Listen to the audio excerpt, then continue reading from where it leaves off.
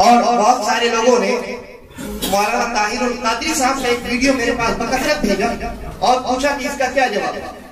مولانا طاہر القادری صاحب یہ بریلویہ مکتبہ فکر سے تعلق رکھتے ہیں اور ان کا ایک ویڈیو ہے جو بہت وائرل ہو رہا ہے۔ اس میں انہوں نے بہت سارے حوالے گنوائے، بہت سارے علماء کی کتابوں کے حوالے گنوائے ہیں اور کہا کہ دیکھو انہوں نے اپنے کتاب میں لکھا کہ ان کے زمانے میں میلاد ہوتا، انہوں نے اپنی کتاب میں لکھا کہ ان کے زمانے میں میلاد ہوتا۔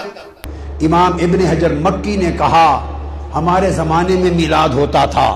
امام زرقانی نے کہا، فرماتے ہیں لا یزال اہل الاسلام یحتفلون بشہر مولدہ ویعملون الولائم ویتصدقون فی لیالیہ بانواع الصدقات ویزرون الزرور والمبرات والمسمات۔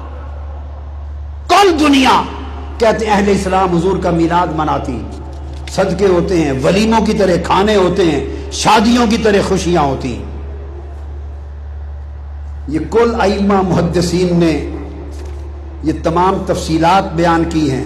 جلال الدین سیوطی نے لکھا کل جہان میں میلاد کا ہونا، ملا علی قاری نے کتاب لکھی، شمس الدین جزری نے لکھی، محدث ابن الجوزی نے لکھی، امام نووی کے شیخ امام ابو شامہ نے کہا، امام ذہبی نے کہا، اس طرح امام شمس الدین ناصر دمشقی نے کہا، ابن حجر اسقلانی نے لکھا، امام قسطلانی نے لکھا، امام نصیر الدین نے لکھا، امام جمال الدین نے لکھا، اور اس طرح امام یوسف بن الشامی نے لکھا، محمد بن یوسف الصالحی الشامی صاحب سیرت الشامیہ نے لکھا، امام ابن حجر مکی نے لکھا، شیخ عبدالحق محدث دہلوی نے لکھا، امام زرقانی نے لکھا، امام زرقانی کا حوالہ دیا، ابن حجر مکی الحیثمی کا حوالہ دیا، ابن الجوزی کا حوالہ دیا، اور بھی بہت سارے علماء کا حوالہ دیا۔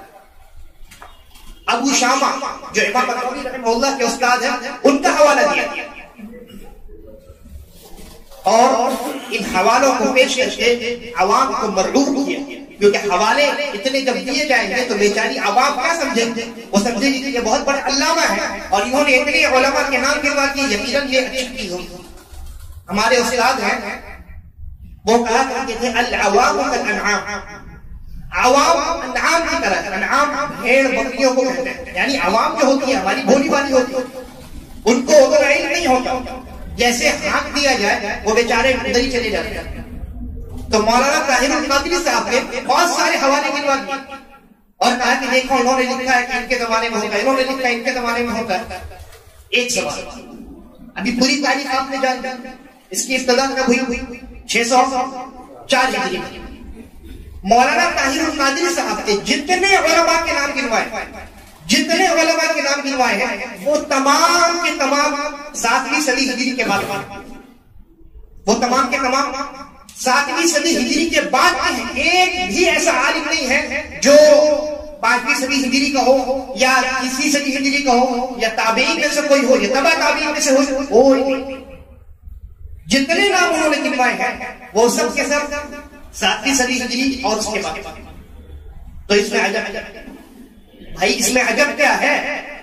ہم تو یہ کہتے ہیں کہ پہلے یہ موجود نہیں تھا اور اس کی ابتدا 7ویں صدی ہجری کی ابتدا میں ہوئی، 7ویں صدی ہجری کی شروعات میں اس کی ابتدا ہوئی، تو ظاہر سی بات ہے اس تاریخ کے بعد کے جو ادوار ہوں گے ان میں اس کا ثبوت کیسے نہیں ملے گا؟ ہم تو یہ کہہ رہے ہیں کہ اس کی ابتدا 7ویں صدی ہجری کی شروعات میں ہوئی، تو 7ویں صدی ہجری، 8ویں ہجری، 9ویں اور 10ویں اور آج تک ہر صدی میں اس بدعت کے اوپر لوگ عمل کر رہے ہیں، تو آپ کو حوالے گنوانے کا کیا فائدہ ہوگا؟ ہم نے کیا انکار کیا کہ 7ویں صدی ہجری کے بعد کسی نے نہیں کیا؟ ہم نے کہا 7ویں صدی ہجری سے پہلے کا لکھا ہو، صحابہ، تابعین، تبع تابعین کا زمانہ ہے موجود، ائمہ اربعہ موجود ہیں۔ آپ کہتے ہیں امام اعظم ابو حنیفہ رحمہ اللہ سب سے بڑے امام ہیں، ٹھیک ہے، اللہ ان پر رحمتیں نازل کرے، کیا ان کی زندگی میں ایک عمل بھی موجود ہے، ایک ثبوت بھی موجود ہے؟ تو مولانا طاہر القادری صاحب کا مقصد صرف یہ تھا کہ وہ حوالے گنوا کر کے عوام کو مرعوب کرے، جبکہ ان کے حوالوں کی کوئی اہمیت نہیں ہے، سب کے سب جتنے علماء ہیں جیسا کہ میں نے کہا 7ویں صدی ہجری کے بعد کے، تو ایک عمل شروع ہو چکا ہے، اس کے بعد تو وہ موجود ہو گئے۔ ہم نے کہا کہ وہ زمانہ جو حجت ہے، وہ زمانہ جو حجت ہے، جو دلیل ہے، کون سا زمانہ؟ نبی اکرم صلی اللہ علیہ وسلم کا زمانہ، صحابہ کا زمانہ، تابعین کا زمانہ، تبع تابعین کا زمانہ، ان زمانوں میں ایک حوالہ بھی دکھلا کر دکھاؤ، ایک ثبوت بھی لا کر دکھاؤ، کسی ایک کتاب کا حوالہ پیش کر دو۔ کیا حدیثوں کی کتابیں کم پڑ گئی ہیں؟ نہیں، حدیث کا ایک بہت بڑا ذخیرہ موجود، علماء نے تاریخ کتابوں میں نقل کر دی ہے۔ کیا نبی اکرم صلی اللہ علیہ وسلم کے زمانے سے لے کر 7ویں صدی ہجری کے زمانے سے اس درمیان میں عوامی سطح پر کیا اس بدعت کو انجام دیا گیا؟ نہیں دیا گیا، اور کوئی انسان ایسا کوئی ثبوت پیش ہی نہیں کر سکتا۔ لہذا مولانا طاہر القادری صاحب نے لوگوں کو دھوکہ میں رکھا، لوگوں کو غلط فہمی کا شکار کروایا ہے۔ ایسے لوگوں سے بچ کر رہنا چاہیے۔ وما آتاكم الرسول فخذوه وما نهاكم عنه فانتهوا واتقوا الله إن الله شديد العقاب